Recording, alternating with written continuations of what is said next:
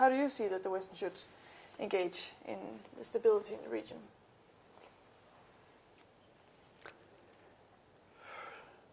An outside interference or outside involvement is never for the good. That's the principle.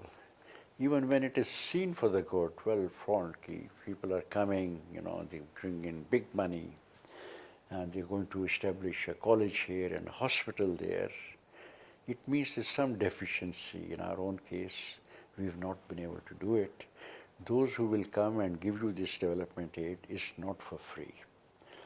It is for influence. It is to be able to position themselves to play a particular role. That's the principle.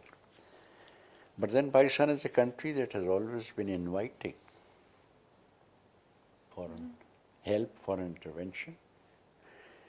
We wanted the Americans to come on our side right from after independence because of the big brother on the east. It was too big, and so we were watching them.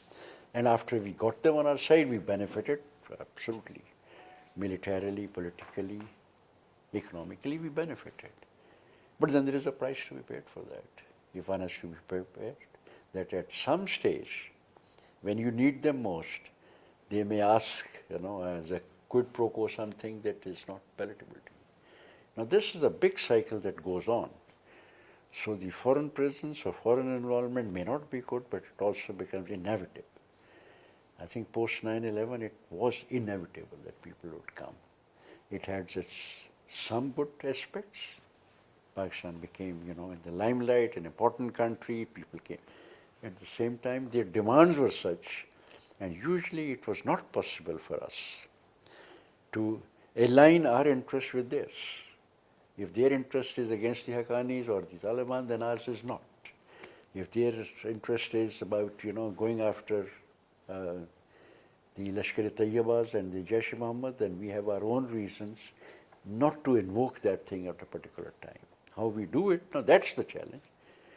So the foreign involvement is at best a mixed game. It has its benefit, it's up to the recipient country, how do you respond? In case of Afghanistan, one of the big problems right now seems to be that the foreign influence and the foreign dependence is to the extent that poor Kabul regime cannot act independently. It has only $2 billion of local GDP, and the expensive structure that has been created there, including the Afghan National Army alone, Afghan National Army alone takes $4 billion. The total foreign requirement is $10 billion. $8 billion have to come from outside to sustain the regime. And to sustain the regime still does not mean that it will secure it. One has seen, what happens. So that means that they are in such a huge so-called catch-22 situation. They can't survive without them. And if they remain dependent on them in the long term, again there is a question mark on their survival. So it's never, just one part that you believe, well, people are coming and investing, and so that's a good idea. It may be a good idea if you can manage it well, if you do not sacrifice, the so-called ultimate sovereignty on certain things.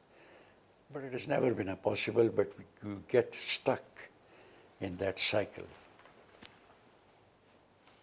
Okay. We've talked a little bit about it, but I want to ask some questions about